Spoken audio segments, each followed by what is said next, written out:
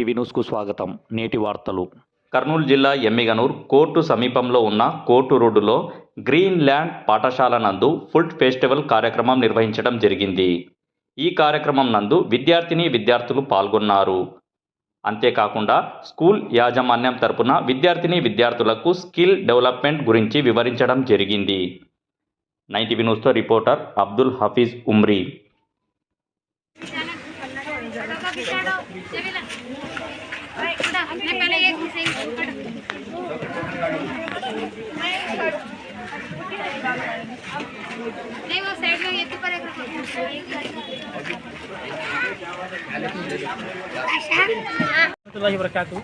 मेरा नाम हफीज़ रहमान उमरी है।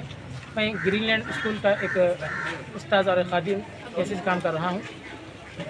इस स्कूल के अंदर आज हमारे लिए बड़ी खुशी की बात है कि फूड फेस्टिवल के नाम से एक बेहतरीन प्रोग्राम तय किया गया है, जिसके अंदर हमारे बच्चे पढ़ाई के साथ साथ बिजनेस में भी, दूसरे कामों में, दुनिया के मुख्तलिफ कामों में जो है हिस्सा ले सके।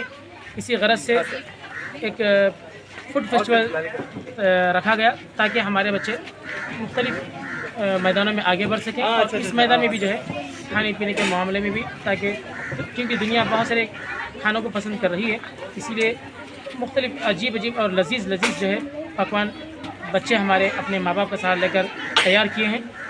ये हमारे लिए बड़ी खुशी और मसरत की बात है कि हमारे बच्चे माशाल्लाह इस मैदान में भी जो है आगे बढ़ रहे हैं, ताकि उन्हें मेन मकसद यही है हमारा कि उनको जो है बिज़नेस में आगे बढ़ाएं, उनको जो है काम करने में आगे बढ़ाएं। अस्सलाम वालेकुम।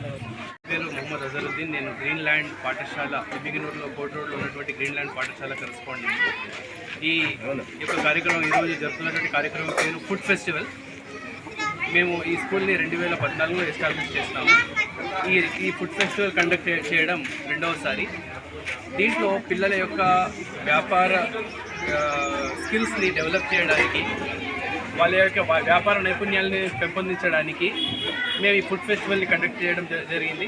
దీంట్లో ఒక 5 రకాల బ్లాక్స్ ఉన్నాయి. ప్రతి బ్లాక్లో కొన్ని స్టాల్స్ ఉన్నాయి.